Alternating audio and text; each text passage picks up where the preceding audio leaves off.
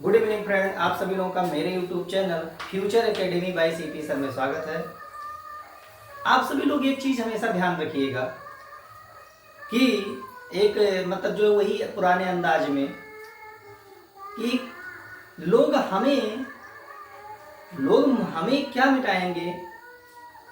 भाई हम क्या कहें, मतलब ये इसलिए कह रहे हैं कि लोग हमें क्या मिटाएंगे जो खुद मिटे हुए रखे हैं। वो लोग हमें क्या मिटा सकते हैं जो खुद की हस्तियां क्या हो चुकी हैं, मिट चुकी हैं। और बिंदास रहिए, कभी भी ये मत सोचिए कि ये हो नहीं सकता। Everything is possible. सब कुछ क्या है, संभव है। Nothing is impossible. कुछ भी असंभव नहीं है। अगर हम सोचते हैं उसको, अगर हमें उसी में परिवर्तित कर देना है सच में, वास्तविकता में, तो कभी किसी की बात को नहीं सुनना चाहिए। लेकिन हाँ, दिशा सही होनी चाहिए, क्योंकि हम लोगों ने फिजिक्स में बातें पढ़ी हुई है, सदिश और अदिश राशि। मतलब ऐसी मतलब जो राशियां जिनको परिमाण और दिशा दोनों की आवश्यकता होती है।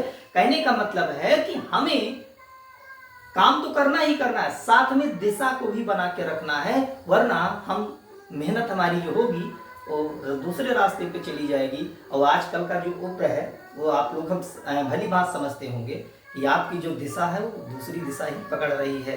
अपना जो है समझ गए होंगे बात को कि क्या मैं कहना चाहता हूँ। वो दिशा को मत ऐसा करिए, सही दिशा को पकड़िए।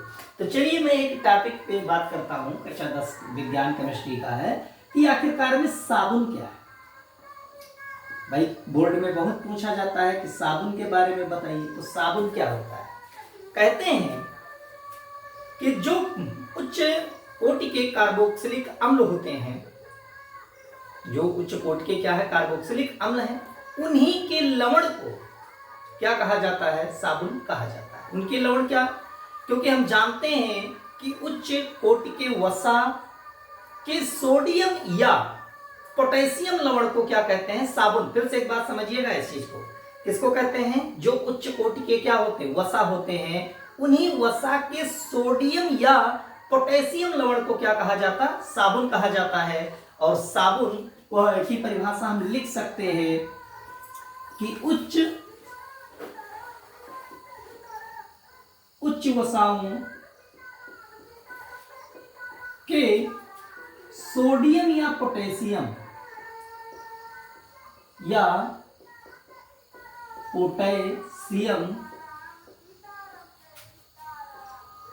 लवण को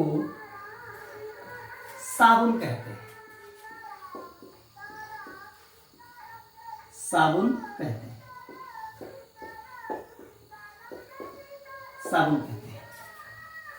मतलब जो उच्च कोटि के वसा होते हैं या उच्च वसा के मतलब जो वसा होते हैं, उनके सोडियम या पोटेशियम लवण को क्या कहते हैं, साबुन कहते हैं। सबसे सिंपल परिभाषा है। और एक बात और समझिएगा आप सभी लोग कि अगर पूछा जाए साबुनीकरण क्या है, तो मैं अपनी भाषा में बताता हूं कि सीधी सी बात है, साबुन बनाने की प्रक्रिया को क्या कहते हैं, साबुनीकरण कहते हैं। ये तो छोटी सी बात हुई साबुन बनाने की, लेकिन क्या होगा, कहते हैं कि जो उच्च कोटि की वसाएं होती हैं, उनका सोडियम अथवा पोटेशियम जो हमारे होते हैं, क्षार के द्वारा क्या कराया जाता, अपघटन कराया जाता है। मतलब जो वसा हो उसका सोडियम अथवा पोटेशियम क्षार द्वारा क्या करा दिया जाए, अपघटन करा दिया जाए, तो हमें किसकी प्राप्ति होती है, साबुन। और उसी प्रक्रिया को साबुनीकरण कहा जाता है। देखिएगा, लिख सकते हैं कि साबुनीकरण क्या है। तो पहली बात सिंपल में आप बताएं, उसको भी याद रख सकते हैं कि साबुन बनाने की प्रक्रिया को क्या कहते हैं, साबुनीकरण कहते हैं। लेकिन यहां देखिएगा, कहते हैं कि उच्च वसा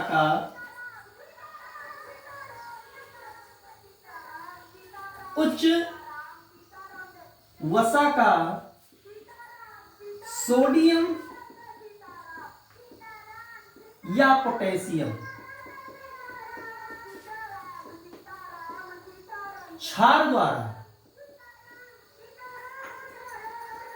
अपघटन कराने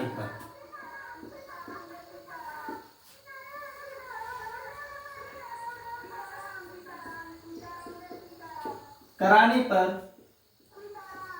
साबुन प्राप्त करने की प्रक्रिया को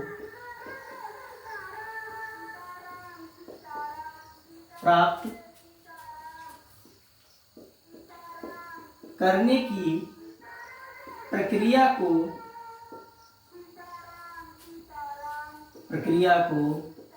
साबुनीकरण कहते हैं।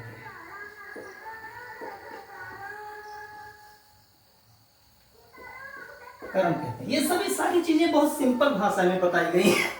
वैसे हम जानते हैं कि अगर किताबी भाषा को पढ़ने की कोशिश करेंगे तो बहुत बड़ा दिया गया लंबा चौड़ा, लेकिन आप समझिएगा कि साबुन क्या है तो कह सकते हैं उच्च वसा के सोडियम या पोटेशियम लवण को क्या कहते हैं, साबुन कहते हैं। और उच्च वसा का सोडियम या पोटेशियम क्षार द्वारा अपघटन कराने पर साबुन प्राप्त करने की प्रक्रिया को क्या कहा जाता है, साबुनीकरण। अब वसा का सूत्र क्या है, देखें ध्यान से।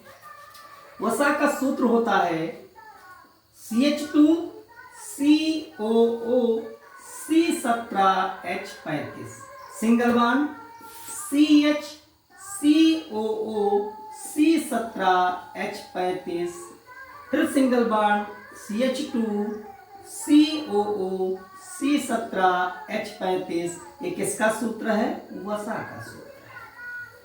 ये किसका सूत्र है, वसा का। अब एक बात है कि हम साबुन दो प्रकार के प्राप्त करते हैं, एक नहाने वाला और एक कपड़ा धोने वाला। तो उसमें कहते हैं कि कठोर साबुन और मुलायम साबुन, दो बातें आती हैं, कठोर साबुन और मुलायम साबुन। अगर हम सोडियम क्षार के द्वारा वसा के साथ क्रिया कराते हैं तो हमें कठोर साबुन की क्या होती है, प्राप्ति होती है।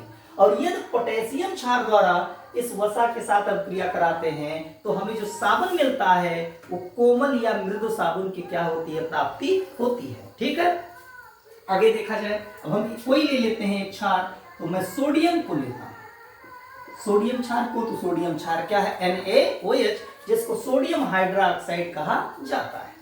ठीक है, अब इसका अपघटन हम करा रहे हैं। तो अपघटन कराने पर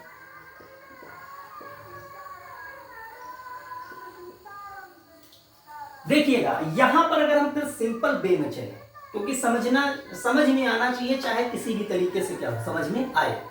हमें अगर यौगिकों की बात करें तो कितने यौगिक दिखाई दे रहे हैं, दो। ये प्लस में लिखा यौगिक ये है, और ये वसा क्या है, यौगिक है। दो यौगिक है, और दो यौगिक कहीं मिले तो सीधा सा हमारा फंडा कई विस्थापन, द्विविस्थापन। अगर दो यौगिक दिखाई दिए तो सीधा सा फंडा द्विविस्थापन, और द्विविस्थापन अभिक्रिया करने के लिए हमें दोनों यौगिकों को आयन में परिवर्तित करना पड़ेगा।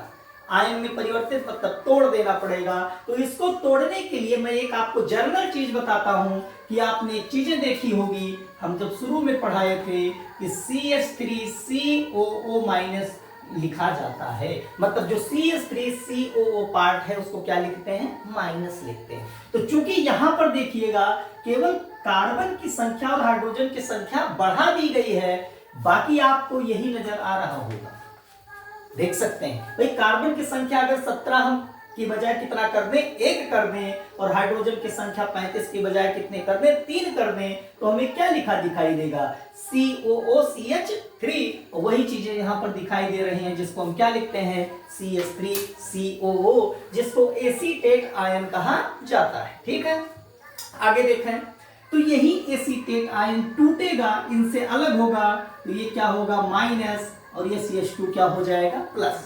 तो यही चीज यहां भी होने वाली है, ये हो जाएगा CH प्लस, और COO C17H35 क्या हो जाएगा, माइनस। वही चीज यहां होगी, ये प्लस होगा और ये क्या होगा, माइनस। तो ये तो अभी हमने एक यौगिक को तोड़ा है, किसमें, आयन में, धनायन तथा ऋणायन में। अब दूसरे यौगिक की बारी है। दूसरा यौगिक क्या है, NaOH।